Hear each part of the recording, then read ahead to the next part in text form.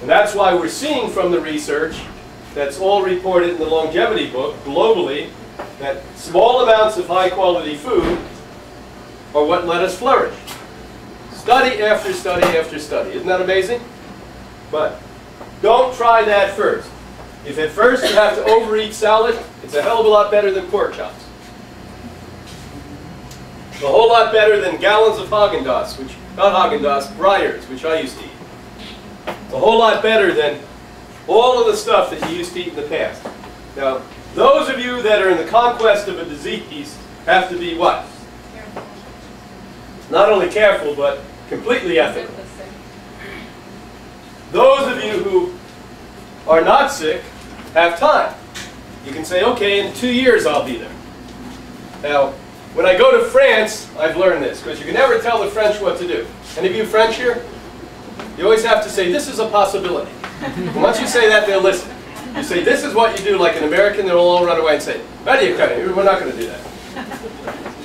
What I say to them is, let's take a year as an example. Oh, absolutely. If you take away 8% bad and add 8% good, at the end of the year you have practically 100% good. Right? Now, who can't do that? Who can't take away 8 bad and put in 8 good? Every one of you. So think of it that way. What's also amazing, I've seen the psychological and spiritual dynamics of people who are sick. You don't know how many times I've seen people who are cowboys, and I mean cowboys, who've done nothing but eat meat. They've never seen anything that looked like a vegetable. Forget eating a vegetable. Maybe a potato fried occasionally. They come and they adapt the program. Because when you have a problem that may take your life away, your consciousness can radically and permanently shift. Somehow is an impetus when you're going to lose your ass. You just say, oh my God, I better do something. So you don't have the time and the grace to be lollygagging along, walking through the garden, picking the flowers you like. You've got to run as fast as you can, grab every flower, and start chewing it. It's that simple. Now, why does disease and athletics have a commonality? Because people who are training for marathons or Olympic level athletics and people who are fighting cancer both need what? High frequency, life force. So people say, how could this be possibly good for the healthiest people and the sickest people at the same time? Because aren't we all aspiring to have the most important energy? We should. Of course. And then it's your choice how you use it. Most of you have to realize once you've conquered a disease, and we know that that only takes about 2 years for the average person, no matter how, quote, sick you are. After that, you won't believe what's going to happen to you. Your energy levels will actually increase every single year. Now, I'm relatively young, but I have friends now in their late 90s, and 106 is my oldest friend. The 106 has been a living fooder now for 63 years. And we have these long conversations. He's completely bright and articulate. And he says, you know, Brian, he said, maybe I can't do as much as I did in my 50s and when I was 80. Isn't that funny? I was 80. Most people don't make that. But every year I have a new level of energy. And you can really see that. You can really see it. The way I think, the ability I have to have greater compassion and understanding, and what's more important than that? You have a bigger reserve to allow more acceptance in your life. Just naturally and inherently as we age, unless you're completely unconscious, people start to realize that we don't know everything. And that's a release, because when you don't know everything, it gives you room to what? Learn. And that's what we need to do. Just like when we're young, we collect. We collect, we buy. We collect, we buy. Then you're somewhere in your 50s or 60s. You look at it, what the hell is all of that, you say? Then you give it away. You give it away. Isn't it like, it's like strange. And in this country, we've been taught so well that who we are is what we have. So they encourage you to have stuff around you. When you don't have yourself, you need stuff around you. That's what Gandhi taught us so well. Give me a loincloth, I'll have absolutely nothing, and I'll have more power than everyone with all the stuff. The Army, the Marines, the Air Force, more power than they have. Isn't that true? So you've got to come to that realization. But to come to that realization, you've got to have the consciousness and the ability for consciousness that is your birthright. This is not something that's an exception.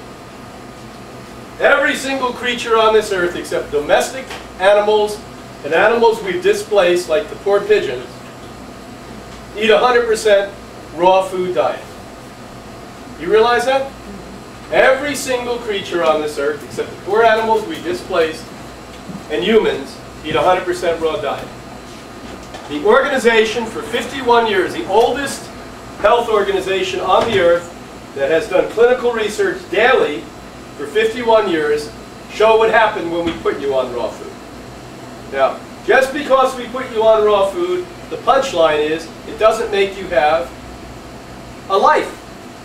All it does is give you the energy, so your capacity is to have a life. Do you follow that? You've now got to start to develop culture. Last night it was interesting.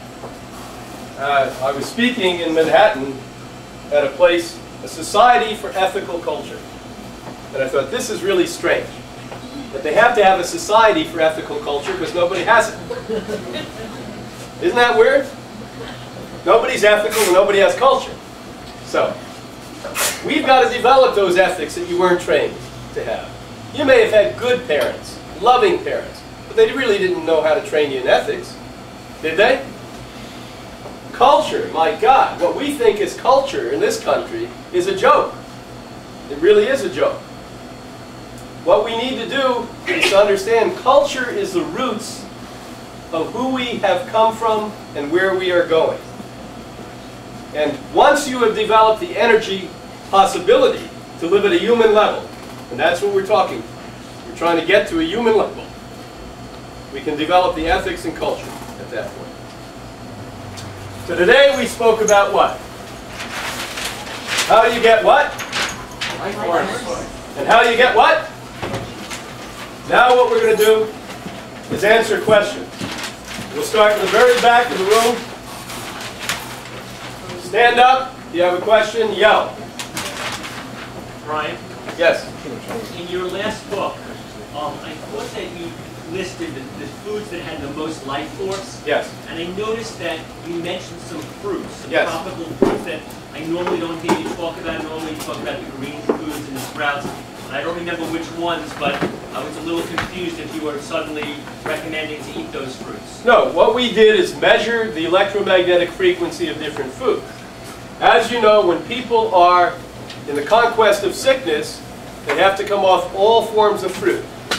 Why? Because fruit also has a shockingly high amount of what? Sugar. And sugar feeds disease. But it doesn't preclude, nor can we change the fact that tropical fruits collect a what? Massive amounts of sun energy.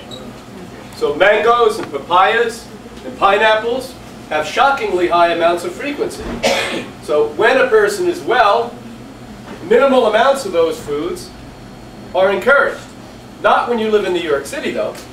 You don't get ripe tropical fruit in New York City. We have a hard time getting it in Florida. So that's the other problem we have with that. But we can't denounce the fact that that's very high frequency food. Yes? I have two questions. One of them is, how do you know what the right amount is to eat? In other words, you say small quantities. Are you supposed to cue, are there ways to cue into your own cues? Well, I would like to say so. There is a group out of France, when I lived over there in Switzerland, I got to know them, the instinctual group.